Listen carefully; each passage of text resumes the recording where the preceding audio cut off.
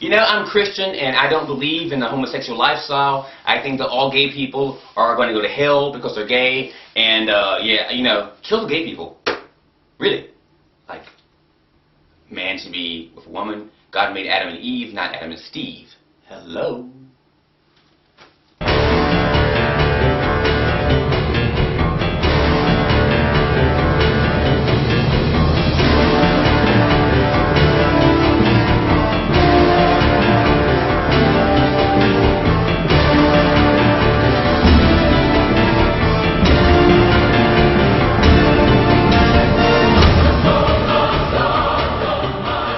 Hello, you're not Demetri Betts. I messed up, but we'll leave it. Hello, I'm Demetri Betts, and you're watching Don't Give Up. And today is God Hates Gays, Part 3.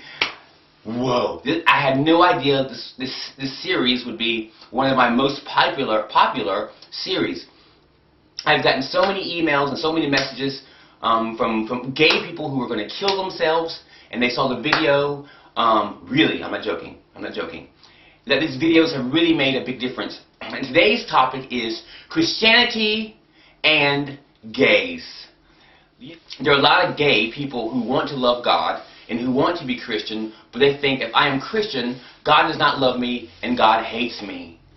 God does not hate you. Some of the Christians they say, you know what? Stop being gay, then you can come to church. Parents, stop being gay, then you can live in the house. Friends, stop being gay, then I'll be your friend. And you become hurt because for most of you, being gay is feeling like it's like being white or being black or being, and you don't know how. You can't just say, bam, I'm not gay anymore. Or, you know, it doesn't work that way. You know, a lot of us as Christians, we just really judge and judge and judge and judge and judge and judge. We have no idea what it's like. And a lot of you who are gay don't go to church. You don't believe in God because you fear that God hates you and the way that Christians treat you. A lot of you may be gay and you're in a family and you heard your mom and dad talk about, look at those gay people, I can't stand them. And you never told them they were gay and you heard this. And it damages you. You think, I can never tell my parents what's going on in my life because they will hate me. I've gotten so many stories, and it breaks my heart, of teens who were kicked out of their house because they were gay. So they were homeless and they end up on the street, end up doing drugs. I know one gay Christian. I met him, and he's really young, and he was in youth group, and he told me, he said, you know, Demetri, I think I'm struggling with homosexuality. And I said, well, did you tell anyone? And he was like, yeah, I told my youth group leader. And I was like, well, what happened? And he said, I'm not sure. Now this boy, who was a Christian in a youth group, is now a prostitute in the gay world. I know what you Christians are thinking, that was our homosexuality, it's that gay stuff. That's why he's a prostitute, because he's gay. No. You know why he's a prostitute? It's because he wasn't accepted. And he couldn't come out. And people begin to judge him and begin to criticize him and not show him love. And I've had so many emails of people who were trying to kill themselves, gay people who wanted to kill themselves because they felt no love from the Christian people and they felt no love from godly people. Christians should be some of the most loving people, the most forgiving people in the world. But I've known Christians, and I'm embarrassed, I'm a Christian, to be the most judgmental, the unforgiving, one-sided people in the world. And instead of loving people, we're hurting people. It's easy to love the alcoholic. It's easy to love the man who leaves his wife. But it's not easy to love a homosexual, is it? It breaks my heart. It breaks my heart. If you know my history, you know my dealings with homosexuality. I know many times that I wanted to kill myself. I know many times that I didn't know how to handle it. I know many times I cried out to God, God, God, God, take this away, take it away, take it away, take it away. And then I would have sex with a boy, and the next day, and I would be mad at God because God, I told you to take it away, and He didn't take it away. And I was like, what's up with that? You know, it's angry, and I couldn't go to people because no one understood, because it's the worst sin ever. And this is what we're telling people as Christians. And I'm telling you as Christians right now, you need to stop. maybe even your son or your daughter is gay. Or someone, and I guarantee you, guarantee you, there's someone at church right now that's gay. And there's someone who wants to go to church, but will not because they are gay.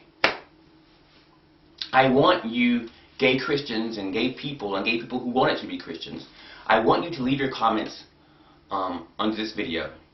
Because it's important for Christians to see how they need to change.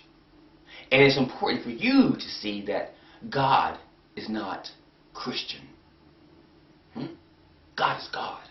He doesn't hide under a Christian bubble. So don't judge God by Christians. Don't judge God by Christians. Christians want to do good things, and they do many good things, but also Christians are human, and they're not God. They're human, and so they're going to make mistakes, and they're going to hurt people. I'm going to make mistakes, and I'm going to hurt people. But God is not. And so if you've backed up away from God, and you turned away from God, or you refuse to believe in God because you think He hates you, it's not true. And I pray that you will find a church that you can go to and worship. Because you know what? The people are looking at homosexuality, but God is looking at your heart. When you give your heart to God, things are going to happen. Many things in your life are going to change. So don't focus on homosexuality. Simply focus on giving your heart to God. I love you, and I want you to watch this really awesome video. It's incredible. And I'll see you next time. Ciao.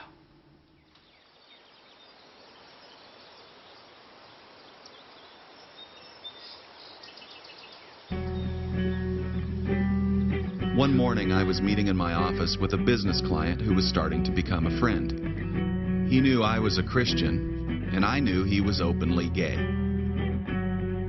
We talked mostly about how my business could benefit his, and I thought we were finished. But then, almost out of the blue, he asked me a question that would haunt me. He said, "Why do you hate us so much? You Christians and us gay people, why do you hate us so much?" Well, as you can imagine, I started to get defensive. I found myself excusing and explaining Christian behavior. The problem was that the longer I defended Christians, the worse it got. He talked about nicknames and mimicking. He even talked about stories of hate. So how could I possibly defend such non-Christian behavior from Christians? I heard God whisper, "Do you really blame him for thinking this way? It's true, and I can't deny it. Christians have treated gay people with disdain and with hate. And that day, I discovered that I was in the front of the line. This is not a gay issue. This is a love issue. By and large, when someone doesn't agree with my Christian worldview, I can become unloving. Now, I'm not saying that we shouldn't stand for what we believe in. I'm just saying that in my stance for my beliefs, I quit loving. I'm admitting it right now. I judge and condemn people outside the church. My actions prove it. It's scary to admit, but I can go to church, join a Bible study, and serve on a ministry team, all without ever loving people who believe differently than I do. My heart breaks at how much I believe in Jesus, but don't love like Jesus. My heart breaks with the cold truth that there is a world dying out there, and I would rather be right than offer them life.